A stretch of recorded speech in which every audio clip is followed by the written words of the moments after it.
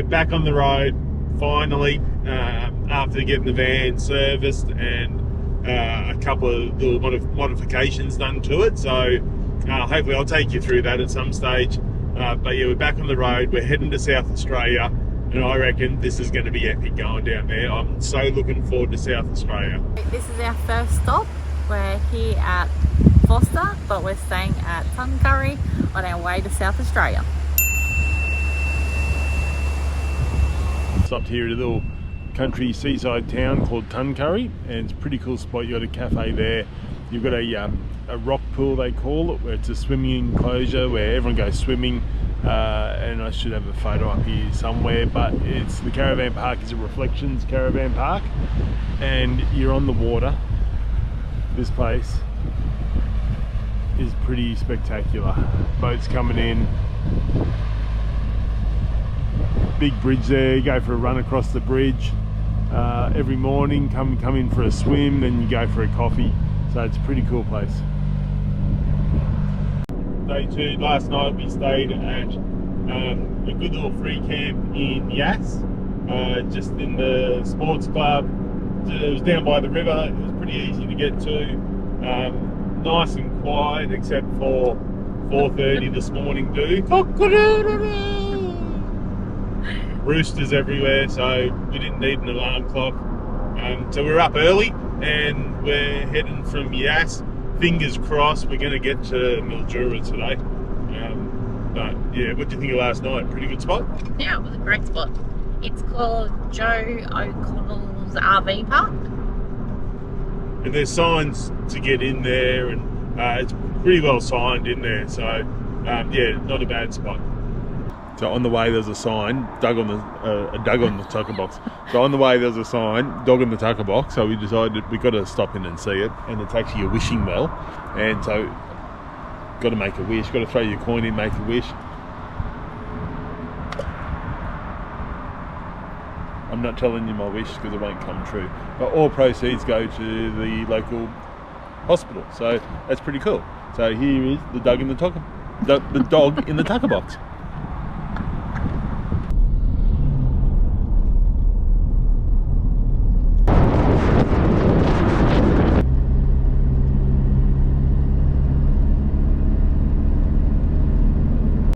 So we just crossed the border. We crossed the border from Victoria to South Australia. So it was pretty cool, the checkpoint. A bit nerve-wracking, just making sure that you got everything. There are a few things that you're allowed to bring in, like pineapples and lettuce and cabbage and stuff like that. So we had a pineapple.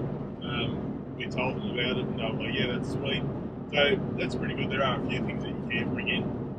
But a bit nerve-wracking when he's going through every cupboard, every fridge, you know, fridge in the van, fridge in the four-wheel drive, even through the glove box in the car.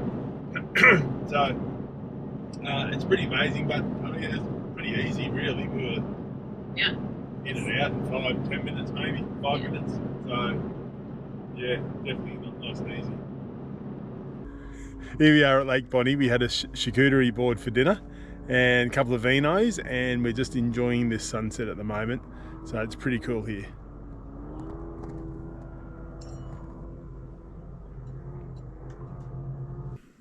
So also here, this is a free camp. Well, it's $5 a night. You've got to be self-contained, and you can camp right here on the water. So I think on the way back, I think this is definitely a spot that we'll be coming back to enjoy. You can go swimming here in the water. It is really good. Town is probably maybe a 10-minute walk. So yeah, not far at all into town, but you just, I didn't even know this place was here. Otherwise we would have been here right now. Finally here at Adelaide, and we've booked into the Adelaide Showground Caravan Park, and I've got to say it's a pretty cool spot. The ground, you're on pavers, and it's really clean, it's really tidy. We're going to the caravan show tomorrow just to pick up a few things, just a couple of things that you go through. So our hose is a little bit brittle, so I want to get one of the new flat hoses, and our step is broken, so I want to pick up a new step. But good opportunity for us to be in Adelaide, go to the show, pick up a few bargains, and then we're off to Victor Harbour. Victor Harbour, yeah, cool. I didn't know if we're off to Victor Harbour or one of the peninsulas, but yeah, Victor Harbour we're off to, so yeah, cool. But now we're heading down to Glenelg because they've got a some food festival. Asian Street Food Festival. It's on. Love me Asian food. All right, see you around.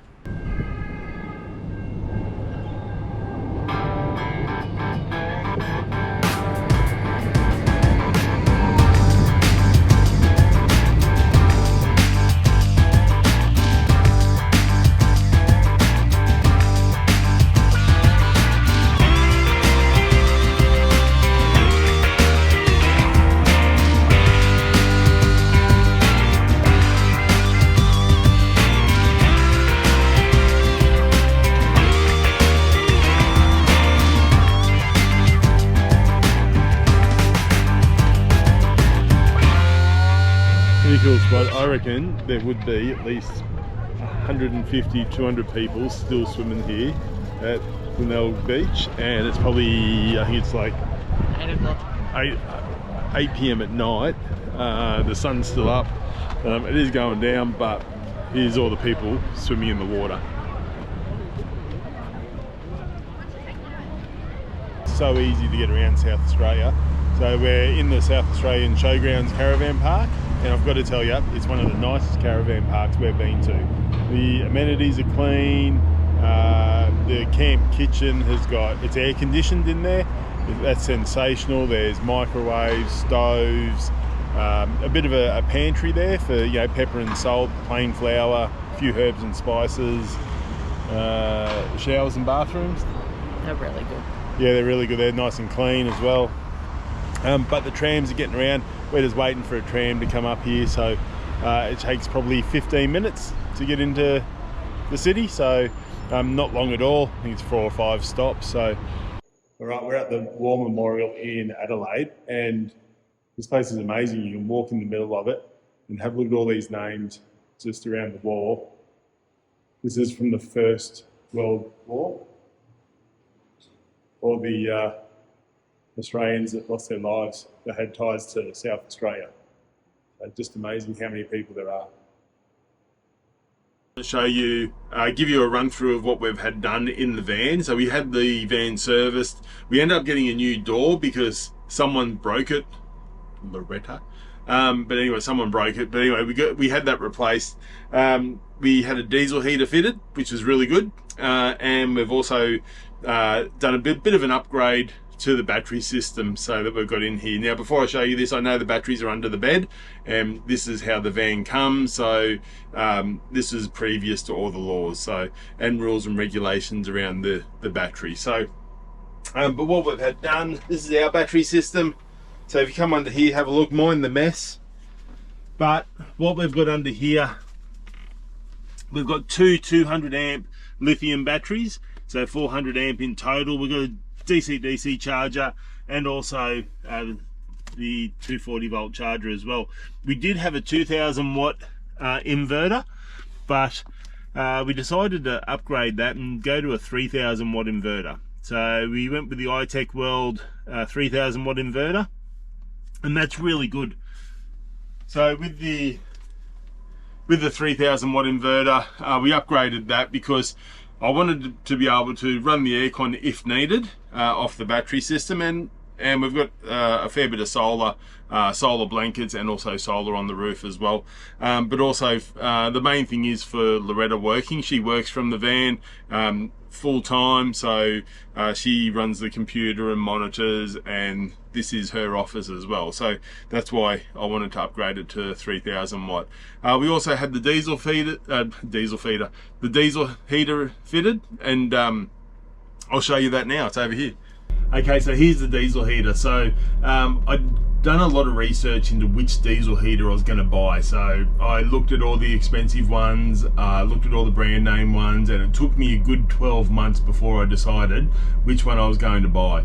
I even spoke to a lot of people out there that had diesel heaters, and everyone was really happy with the cheaper diesel heater. So this is ours. This is a 2 kilowatt diesel heater. Nice and simple to use as well. It's got one outlet, and the outlet goes out here, and you can turn it in either direction, which is really good. So with the diesel heater as well, Lita actually put this in when I got the van serviced, and they done a really good job on it, which was fantastic.